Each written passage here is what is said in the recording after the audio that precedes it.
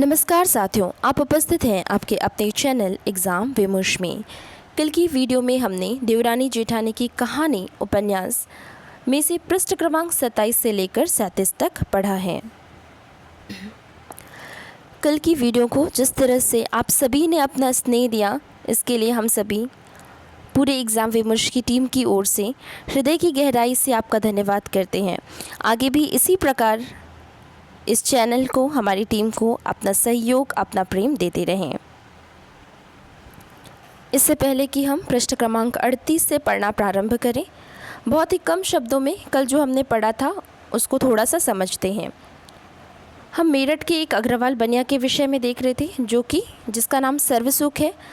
सर्वसुख जब 5 वर्ष के थे तभी उनके माता पिता हैजा बीमारी की वजह से उनको छोड़कर चले जाते हैं। उनका पालन पोषण उनके चाचा करते हैं और वो जो है कुकड़ियाँ बेचा करते हैं। फिर परचून की दुकान हो जाती है और इसके बाद आड़त की दुकान हो जाती है। सर्वसुख अपना विवाह स्वयं करते हैं। इनकी 2 लड़कियां हैं। बड़ी का नाम पार्वती है और छोटी का नाम सुखदेई है। और 2 लड़के हैं। बड़ी लड़के का नाम दौलत राम है और छोटे बेटे का नाम छोटे लाल। सर्वसुख ने अपने दोनों बेटों और बेटियों का विवाह कर लिया है। छोटी बेटी का भी विवाह हो गया है, लेकिन अभी गौना बाकी है, वह अपने ससुराल में नहीं गई है।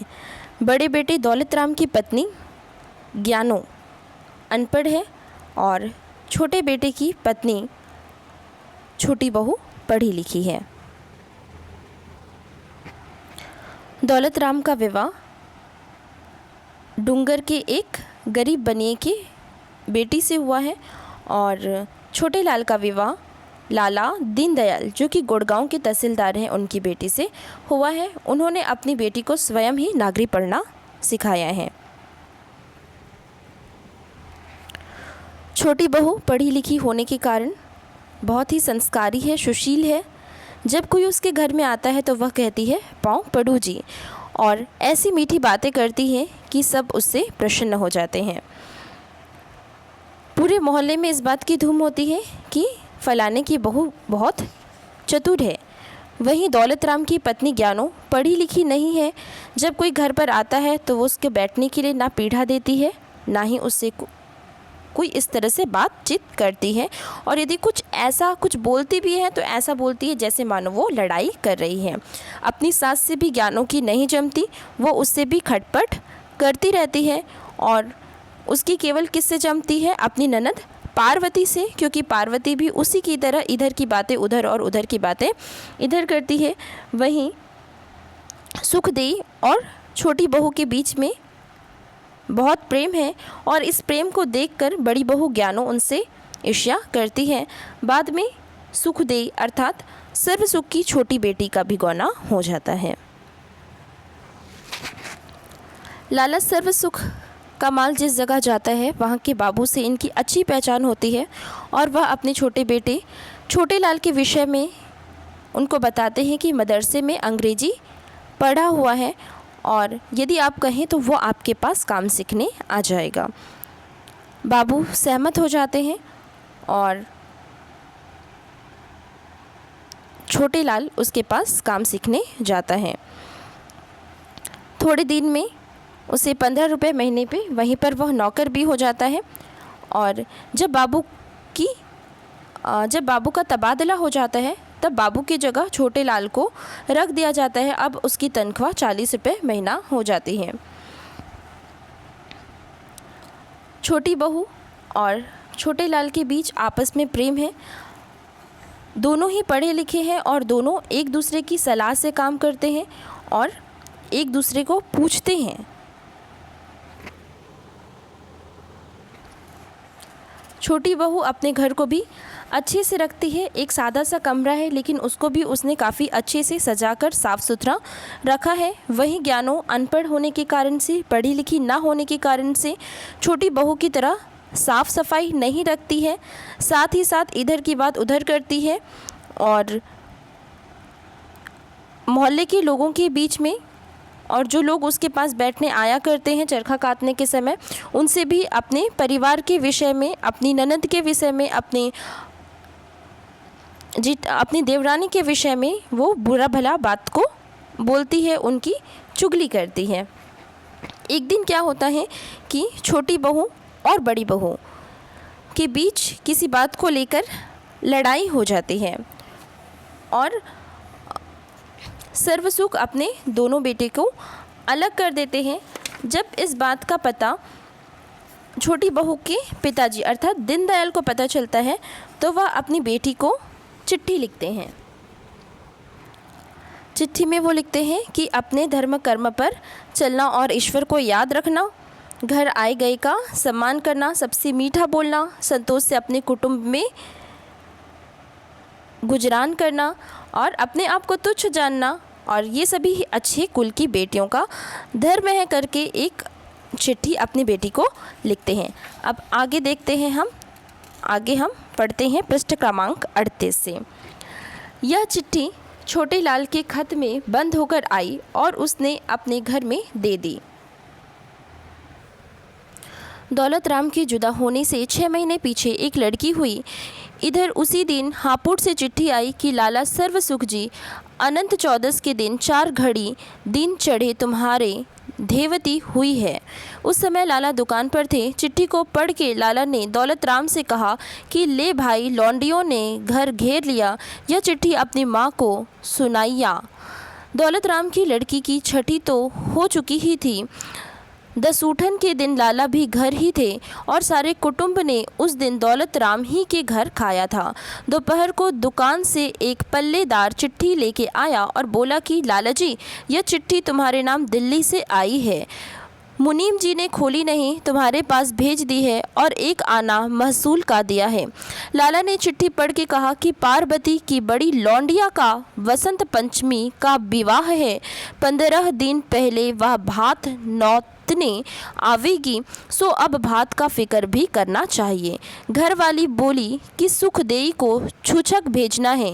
फिर ऐसी ही 2-4 गृहस्थ की बातें करके कहा कि छोटे लाल के घर में भी लड़की वाला होने वाला है। बहू के बाप को एक खत गिरवा देना कि वह साथ भेज दे।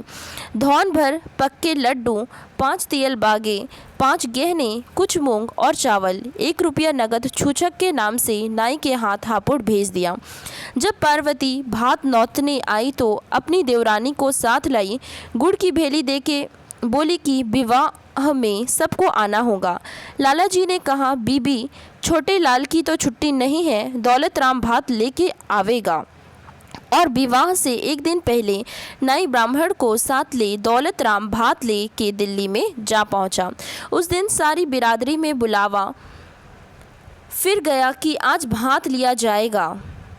51 रुपये नगद, नथ, बिछवा, छन, पछेली, सोने मूंगे की माला, पायजेब, सोने की हैकल, सोने का बाजू, पचलड़ा और 9 नगे। पार्वती के सारे कुटुंब को कपड़े, 21 तियल भरी भरी, 11 बर्तन, 1 दोशाला और 1 रुमाल आदि सबको दिखला के पार्वती के ससुर के हवाले किए। और जब भात लेके डौड़ी पर पहुँचे थे, पार्वती 10-20 तो स्त्रियों को साथ लिए गीत गाती हुई भाई का आरता करने आई थी। वहाँ दौलत राम को जो कोई पूछता यह कौन साहब है, वह कह देते कि यह भाती हैं। इन दिनों छोटे लाल की बहू गर्म चीज़ ना खाती, बहुत करके कोठे पैर ना जाती और ना बोझ उठाती। जब किसी चीज़ को खाने को जी चाहता तो अपनी सास व और किसी बड़ी बूढ़ी से पूछ के मंगा लेती, ऐसी वैसी चीज़ ना खाती। खट्टी चीज़ को बहुत जी चाहा करे था, सो कभी कभी नींबू का अचार या कैरी खा लेती। जेठ शुदी 3 जुमेरात के दिन छोटे लाल के घर लड़के का जन्म हुआ। बड़ी खुशी हुई। नक्कार खाना रखा गया, जन्म पत्री लिखी गई, बिरादरी वालों को 1-1 पान का बीड़ा दिया। वह उठ खड़े हुए और बोले, लाला सर्वसुख जी मुबारक। उन्होंने उत्तर दिया कि साहब आपको भी मुबारक। बाहर जो नाई ब्राह्मण घिर गए थे उन सब को पैसा बांट दिया। दाई को 1 रुपया दिया, वह 5 रुपये मांगती रही। जच्चा के खाने को गूंद की पंजीरी हुई। अब जो भाई बिरादरी और नाते रिश्ते में से औरतें आती, लौंडे की दादी का मुबारक व बधाई कह के बैठ जाती। वह कहती, जी भगवान ने दिया तो है, अब इसकी उम्र लगावे और लहना सहना हो। नातेदारों और प्यार मुलाहजे वालों के यहाँ से कुर्ता, टोपी, हंसली, कडुले आने लगे। धी ध्यानों के यहाँ से जो आए थे उनमें से किसी को फेर दिया और किसी का रख लिया और 2-2, 4-4 रुपये जैसा नाता देखा उन पर रख दिए। तहसीलदार के यहाँ से भी छूछक अच्छा आया। सारी बिरादरी में वाह वाह हुई। जिनके स्वभाव खोटे पड़ जा हैं फिर सुधरने कठिन पड़ जा हैं। यह कुछ तो खुशी हुई, पर जेठानी एक दिन को भी आके ना खड़ी हुई।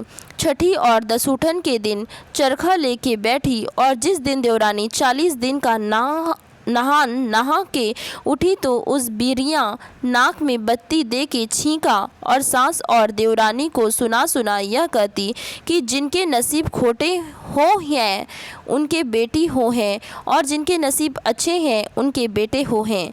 एक दिन सास तो लड़ने को उठी भी, पर बहू ने समझा लिया कि जो किसी के कहने सुनने से क्या हो है, हमारा भगवान भला चाहिए।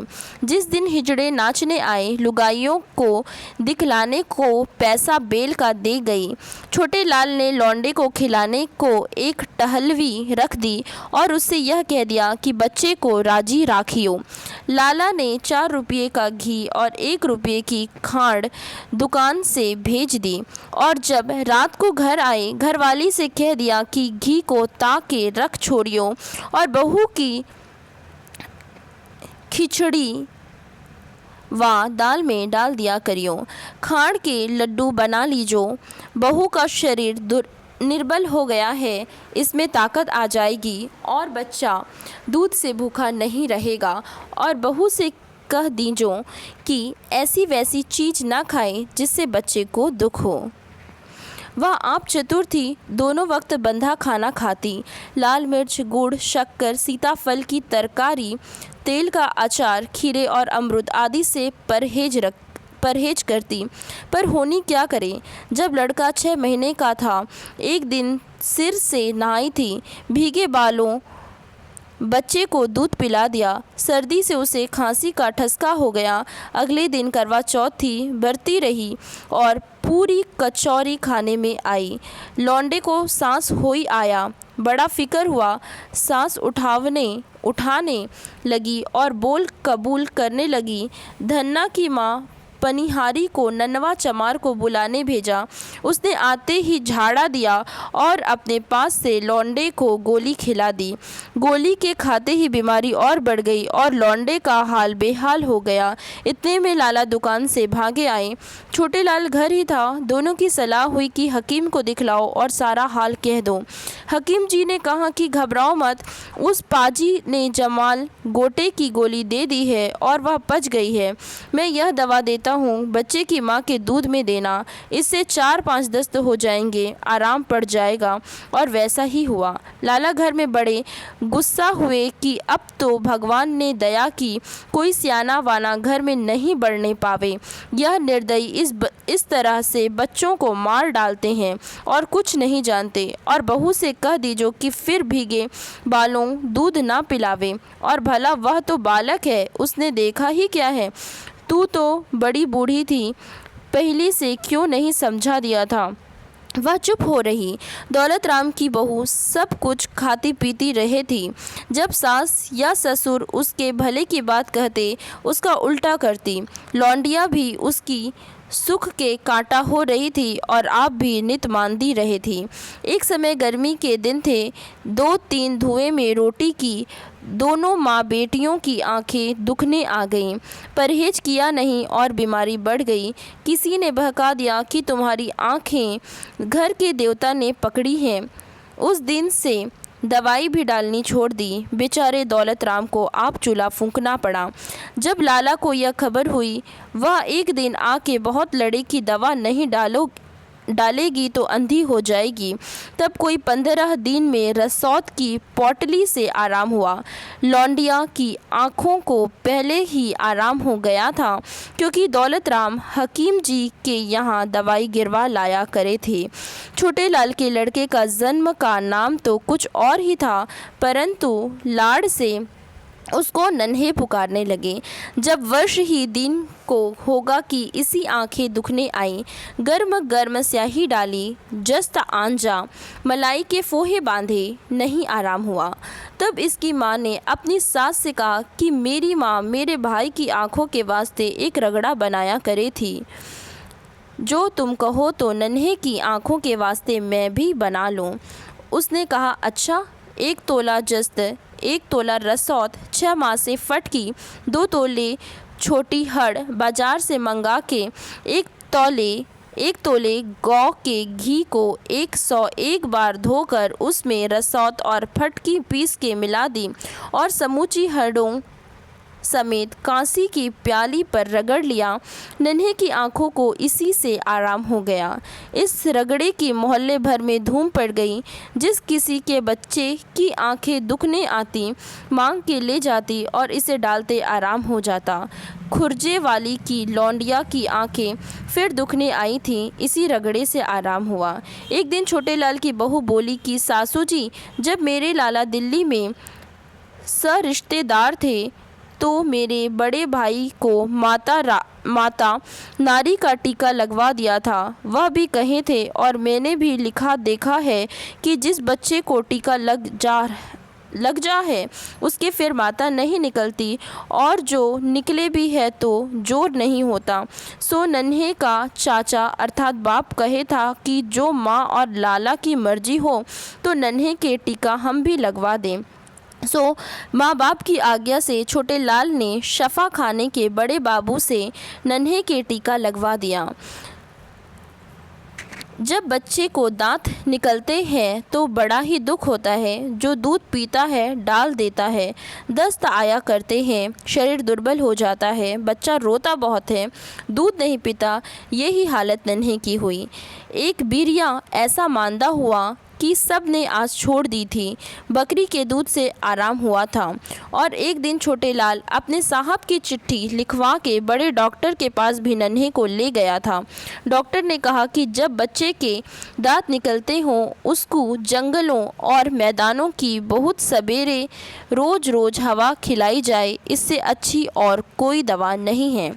छोटे लाल ने अपने नौकर को हुक्म दिया कि जब तक गडुल ना बने नन्हे को गोद में लेके गोलक बाबू के बाग तक रोज हवा खिला लाया कर।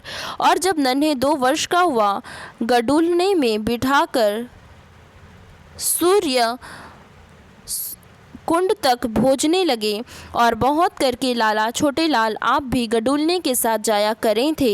इससे नन्हे का सब रोग जाता रहा और शरीर में बल आया। रात को दोनों स्त्री पुरुष उसे खिलाते और बड़े मगन होते। जब छोटे लाल कहता, आओ नन्हे हमारे पास आओ, वह चट चला जाता। और जब उसकी माँ कहती, आओ हमारे पास आओ, आओ हम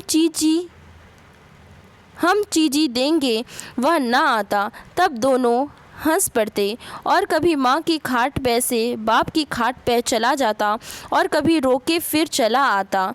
यह दोनों उसका तमाशा देखा करे थे। जब छोटे लाल किसी प्रकार के संदेह में होता, यह चाचा चाचा कह के उससे लिपट जाता, उसका संदेह जाता रहता और उसे गोद में उठा के खिलाने लगता। और कभी कहता कि नन्हे को अंग्रेजी पढ़ा के रुड़की कॉलेज में भेजेंगे और इंजीनियर बनावेंगे।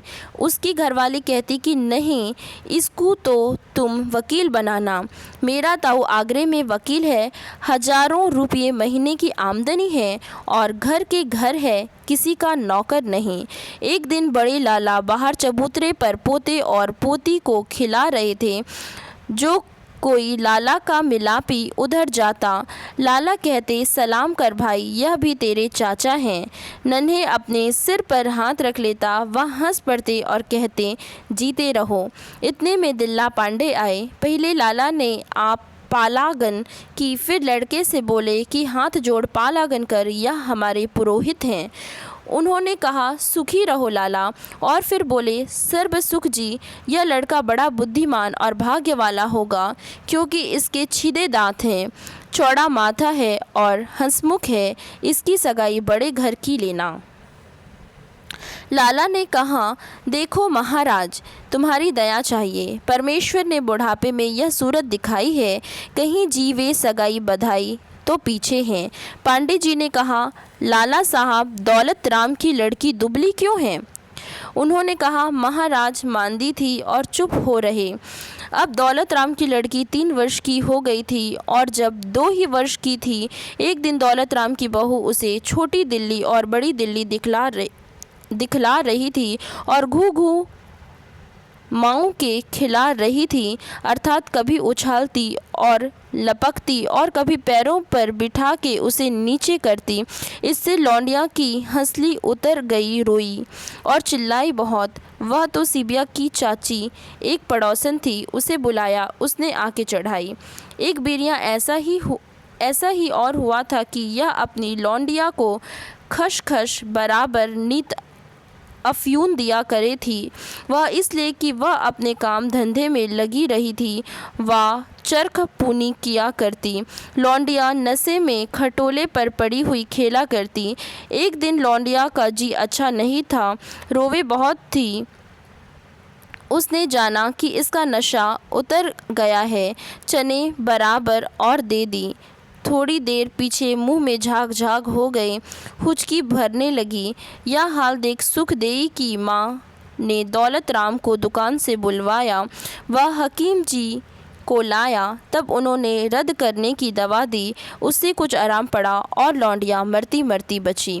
दौलत राम की बहू की भनेली, जिसका नाम नथिया था, कोर्ट पर रहे थे और कभी कभी इसके पास आया करे थी। उसका मालिक साहब लोगों में कपड़े की फेरी फिरा करे था। दीनानाथ कपड़े वाले की दुकान पर नौकर था। जब सायंकाल को सारे दिन का हारा थका घर आता, नून तेल का झिकना ले बैठती। कभी कहती मुझे गहना बना दे, रोती झिकती, लड़ती भिड़ती, उसे रोटी ना करके देती।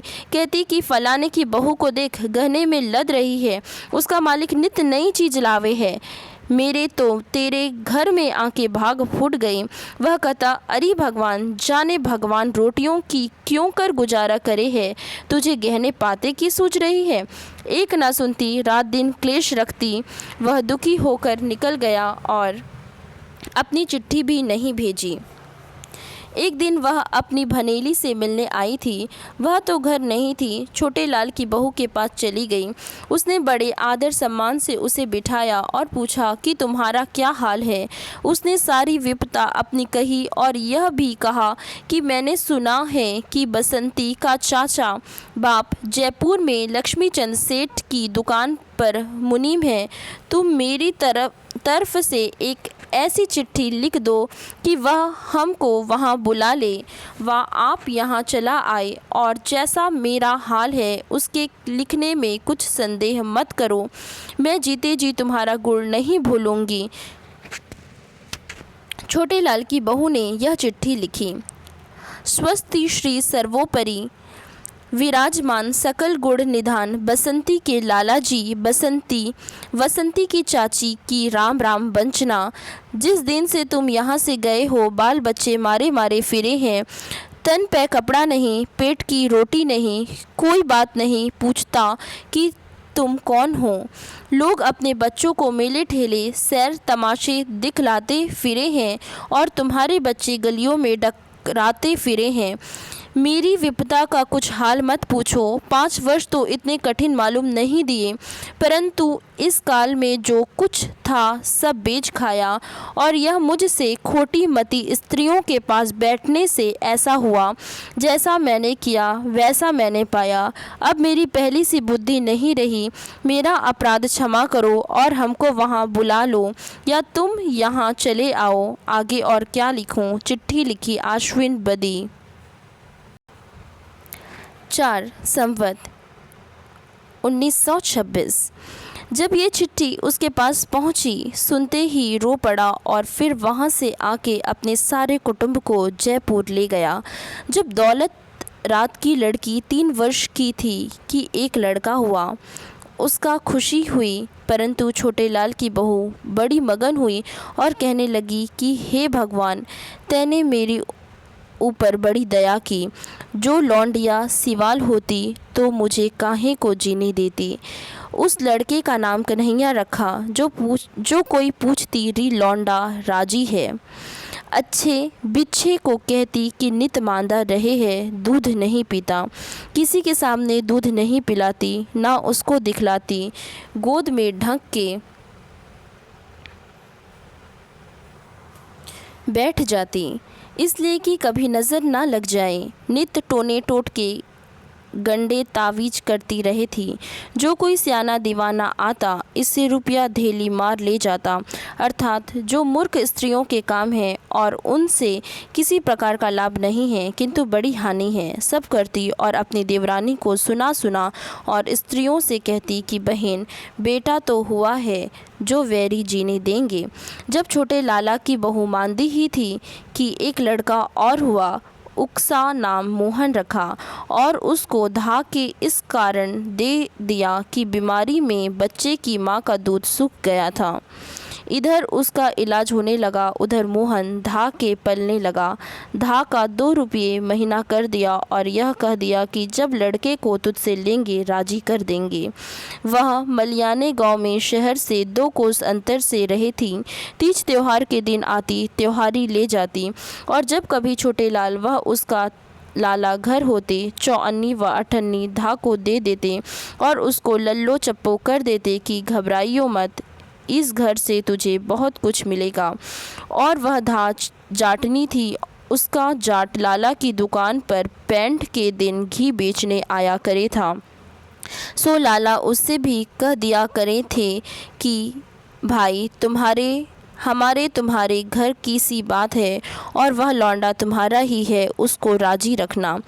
छोटे लाल की बहू को तो जब ही आराम हो गया था, 5वें वर्ष लड़के को धा से लेने की सलाह ठहरी। एक दिन मुहूर्त दिखला के उस जाट से कह दिया कि फलाने दिन तुम दोनों 4 घड़ी दिन चढ़े लड़के को लेके चले आओ। वह आ गए। 25 रुपये और दोनों जाटनी और जाट को 5 कपड़े और 1 रुपया उसकी भंगन आदि को देकर छोटे लाल की बहू ने जाटनी की गोद में से लड़के को अपनी गोद में ले लिया। उसकी सास ने कहा, बहन, तेरे लायक तो कुछ है नहीं, तुम्हों जो दें सो थोड़ा। आगे तेरा घर है, भगवान इसकी उम्र लगावे, तुझे बहुत कुछ देगा। बहू की गोद में लड़का रोने लगा और कहने लगा कि मैं तो अपनी माँ के पास जाऊँगा। सब ने कहा, ये ही तेरी माँ है। वह ना माना और जाटनी की गोद में आ गया और कहने लगा कि माँ, घर को चल। जाटनी आंसू भर लाई और कहने लगी, बेटा, ये ही तेरी माँ है और ये ही तेरा घर है। सुखदेव की माँ ने कहा, बीबी, 2-4 दिन अभी तू यहीं रह, जब परछ जाएगा अपने घर चली जाइयो। यह सब जानते हैं कि छोटे बेटे पर बहुत प्यार होता है और पुत्र से प्यारा क्या है। जिसके घर में इतना धन दौलत हो, उसके लाड़ प्यार का क्या ठिकाना है। जब छोटे लाला दफ्तर से आता, बाहर से ही पुकारता, बेटा मोहन। वह भी घर में से भगा जाता और बाप के हाथ में से रुमाल छीन कर ले आता। उसमें कभी दाल सेवी और कभी बालूशाही और इमरती पाता और माँ को दे देता। माँ बड़े को तो दादी का लाडला बतलाती और छोटे को आप ऐसा चाहती कि 8 पहर अपनी आँखों के सामने रखती। किसी का भरोसा न करती, जहाँ आप जाती उसे साथ ले जाती। थोड़े ही दिन में उसे 100 तक गिनती सिखला दी, नागरिक के सारे अक्षर बतला दिए।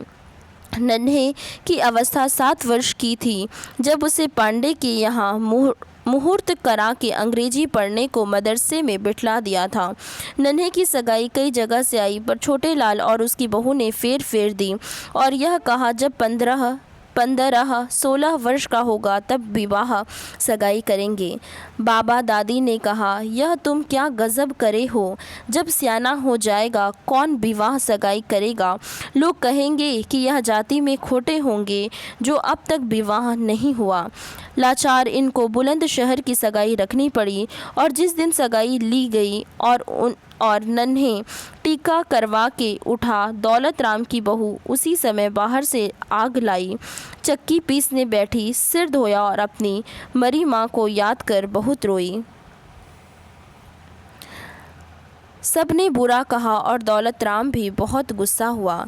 छोटे लाल की बहू की मामा की बेटी दिल्ली से मेरठ में विवाही हुई आई थी। उसकी बेटी जब 9 वर्ष की थी कोयल में शिवलाल बनिए के बेटे से विवाही गई थी और उसके भी एक ही बेटा था। एक दिन कोठे पर खड़ा पतंग उड़ा रहा था और पेंच लड़ा रहा था।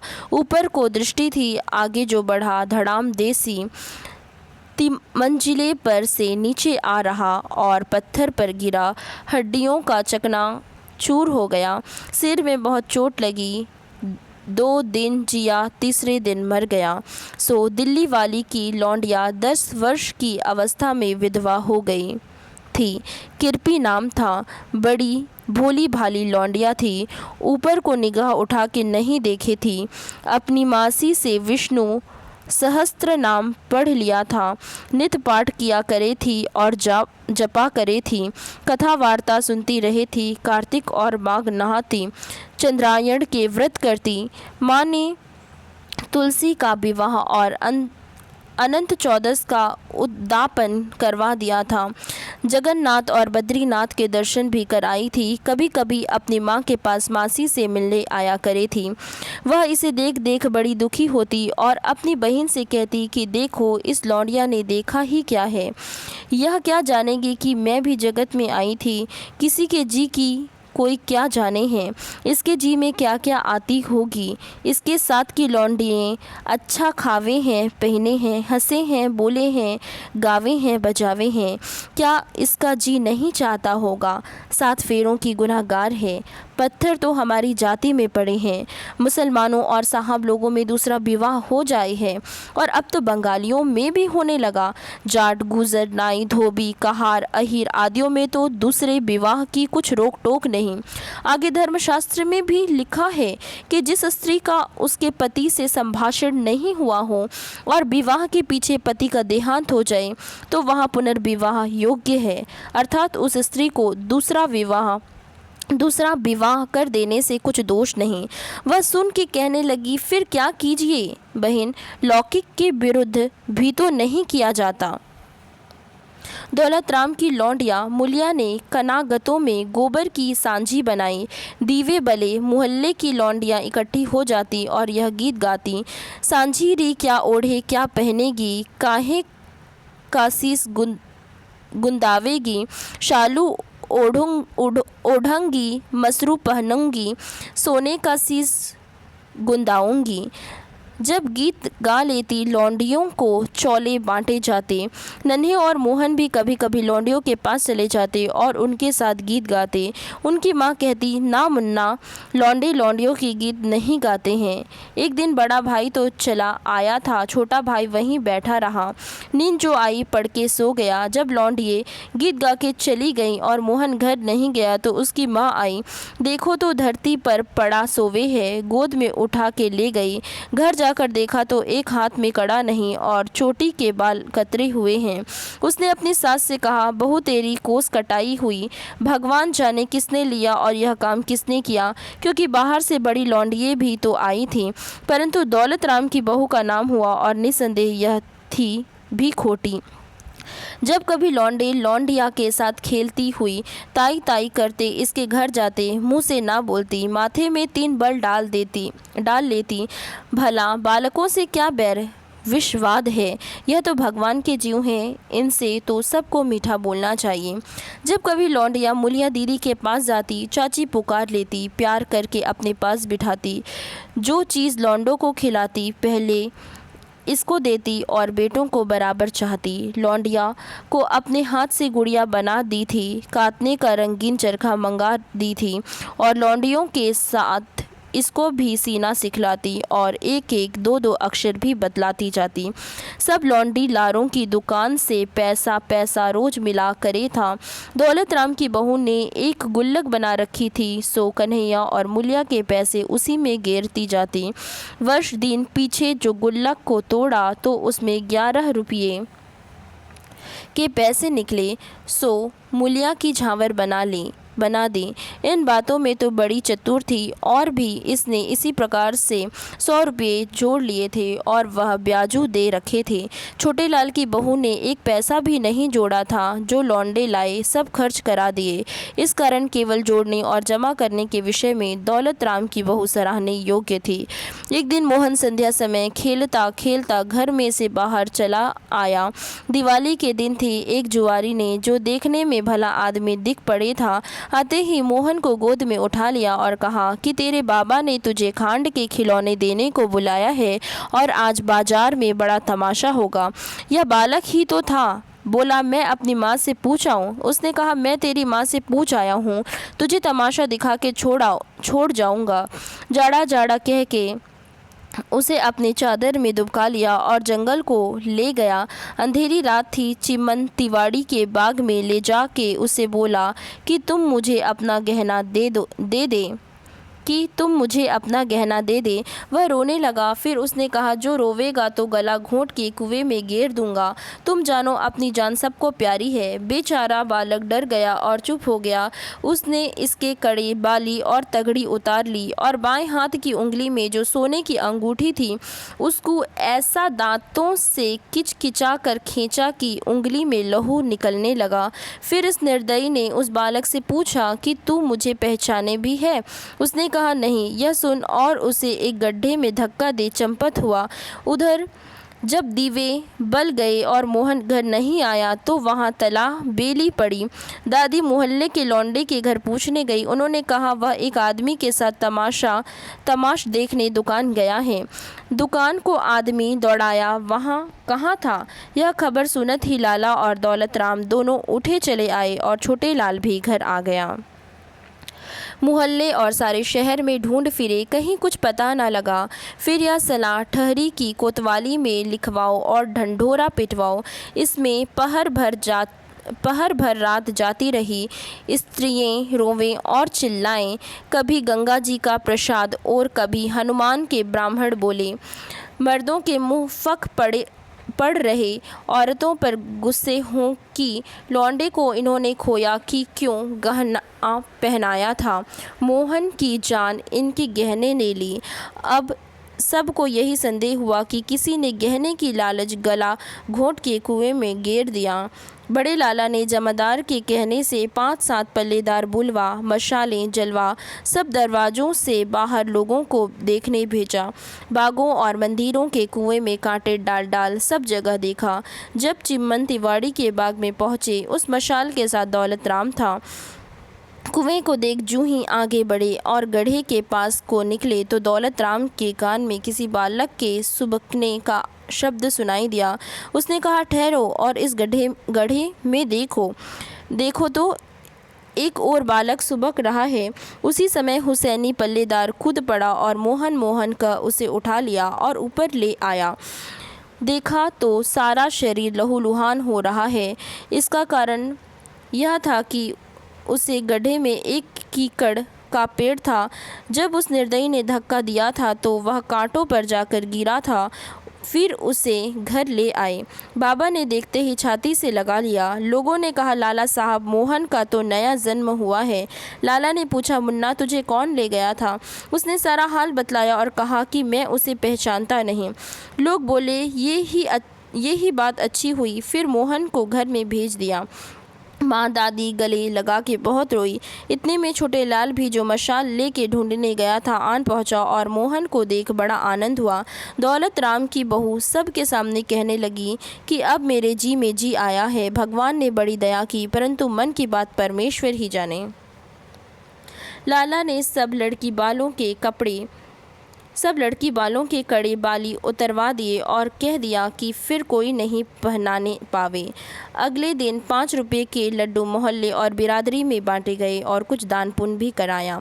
दौलत राम की लड़की का संबंध अतरौली में चुन्नीलाल कसेरे के बेटे से हुआ था। उन्हीं दिनों किसी ने लाला सर्वसुख जी से कहा कि लाला जी, तुमने कहाँ सगाई कर दी, वह तो तुम्हारी बराबरी के नहीं है, बारात भी हल्की लावेंगे। उन्होंने यह उत्तर दिया था कि भाई, मैंने तो घर वर दोनों अच्छे देख लिए हैं। उनका बड़ा कुटुंब है, सादा चलन है, लड़का पढ़ा लिखा है, दुकान का कारोबार अपने हाथ से करे है और बड़ा चतुर है। रुपया पैसा किसी की जाती नहीं, ऊपर की टिप टाप अच्छी नहीं होती। मनुष्य को चाहिए कि जितनी चादर देखे उतने पाँव पसारे।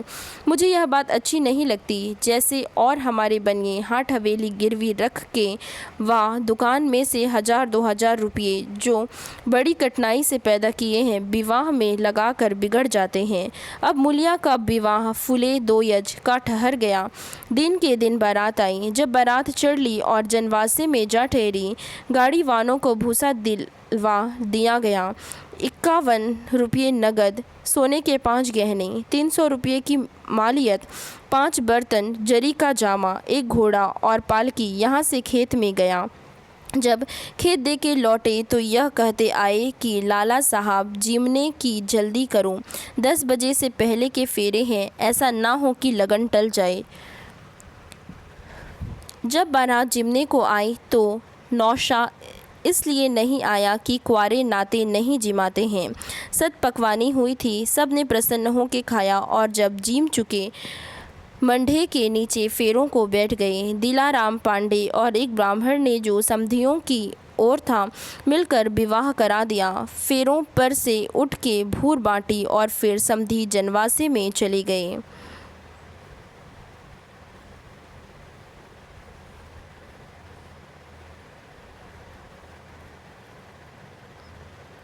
ठीक है, आज के लिए इतना ही। हम इसके बाद पेज नंबर आज 52 तक हुआ है, हम 53 तक अपनी दूसरी वीडियो में 53 से शुरुआत करेंगे। यदि आपको ये श्रृंखला अच्छी लगती है तो वीडियो को लाइक करें, कमेंट करें, चैनल को सब्सक्राइब करें। आप सभी का धन्यवाद।